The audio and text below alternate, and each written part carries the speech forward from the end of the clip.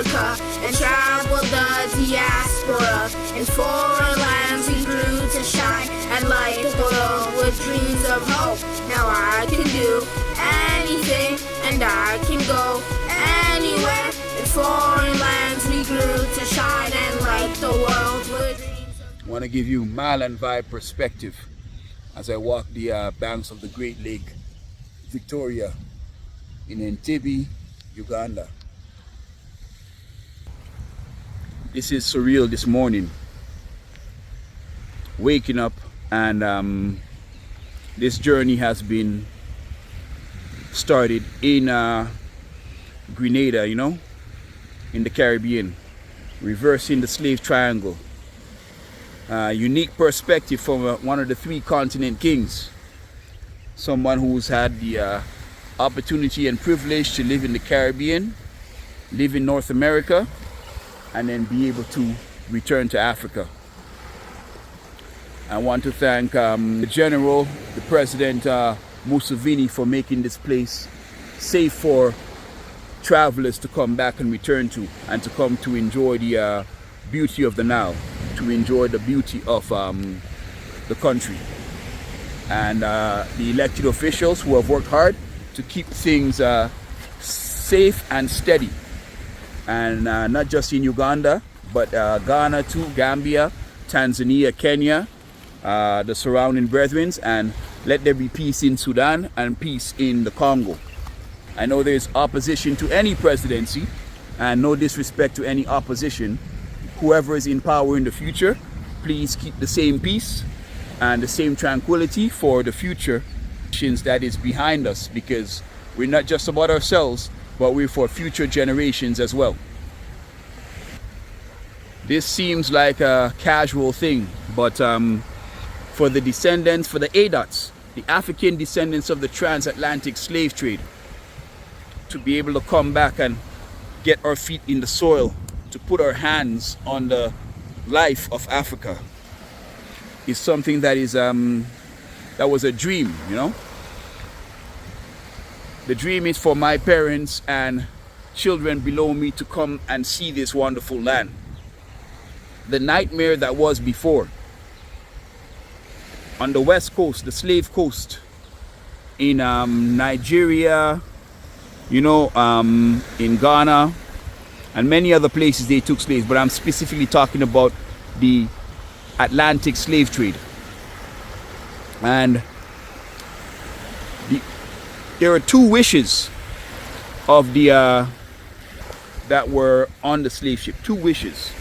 One of the wishes was to be left alone and be returned to the land of their ancestry.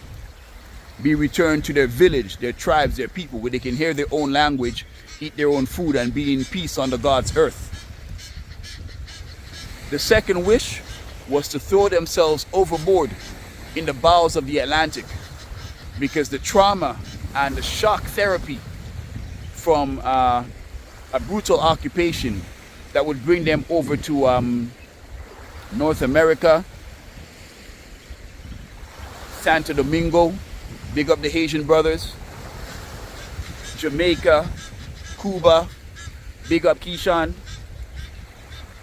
and just be estranged from anyone in the tribe, be mixed with so many other people for years, hundreds of years, being over there and being dominated and decimated, not having the opportunity to read and write, to love.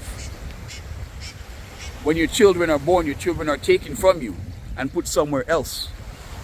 Here I am standing on the banks of one of the African beauties in the Pearl of Africa, Lake Victoria. You know, the name a symbol of colonialism. But here we are, returning and reversing the triangle, and I tell you, I'm happy.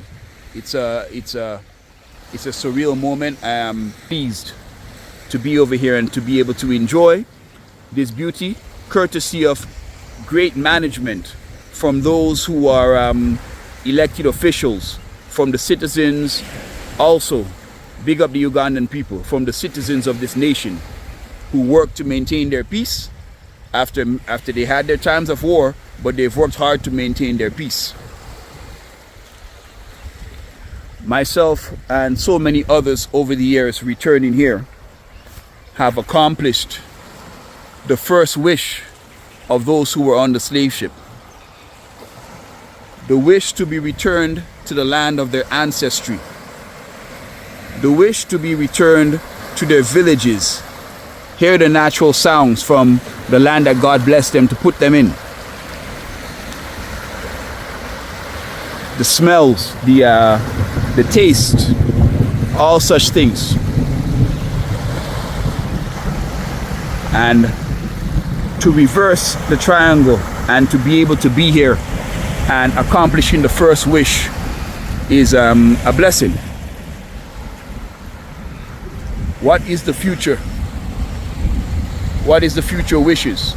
More strong, established, independent black nations who's able to deal with each other and be able to welcome opposition in the name of establishing the best practice and establishing the best situation for the majority.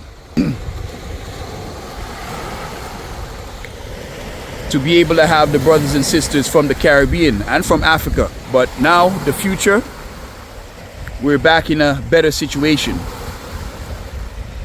Pre-slavery Africa was in a better situation for thousands of years. You know, Great Zimbabwe, the Kushite Empire, the Akan peoples, the Egyptians, the great people of South Africa. They were in this continent unmolested and thriving as any other country. Yes, there was life, yes, there was death, yes, there was war, but it was their countries. And the inexcusable philosophies of slavery, that one man is better than another because of perhaps the color of his eye or the color of his skin, was not imagined as it was so by the colonialists who came in.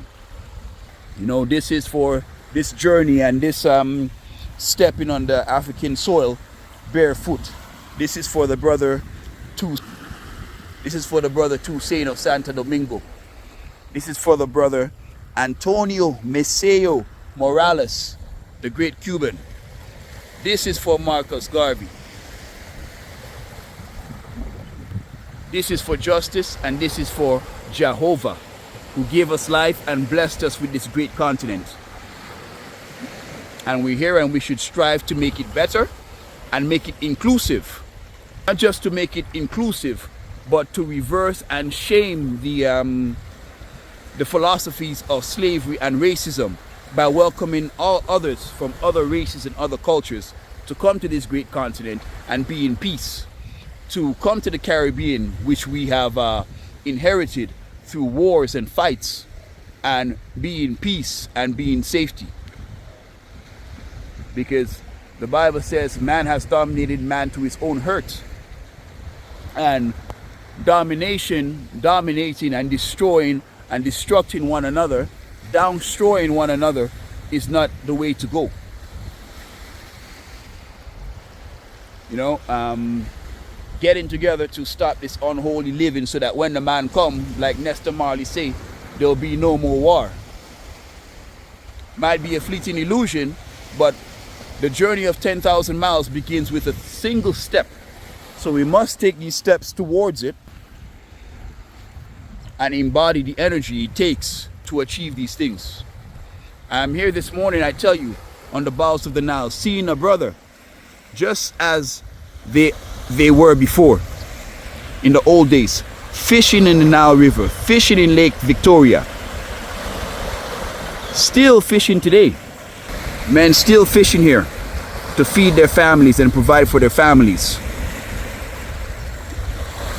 Lightning striking in Lake Victoria. History are on these banks. History is in the air. History is in Africa. And once more, big up the three continent kings who were able to come and reverse the triangle. Because when we are in these places, they give you the view of Hotel Rwanda, making you believe that at any time someone can just jump out of the bush and destroy you. That some lion or some, snake can just come up and bite you. I would have to drive about 8 hours to run into any lion or rhino or hippo right now. So they make you believe that it's unsafe, it's unpleasant, but you know, there's war in Ukraine. There's been war in the Middle East for so long, right? Because some place has conflicts, it doesn't mean that you cannot go there and you should completely stay away. I'm not saying for everyone to move to Africa and forsake lands in the Caribbean or North America. No, brothers and sisters, I'm not saying that at all. But I believe it is the duty of the African descendants of the transatlantic slave trade, the ADOTs, to be able to come back here and be in nature, to come back here and feel the blood of the land, reconnect with the magnetism and make yourself whole, to return here and fulfill the first wish of the ancestor who was on the boat, to return to these lands, for us to return and for a thriving, blistering, beautiful, inviting and peaceful Africa. Africa. A free Africa.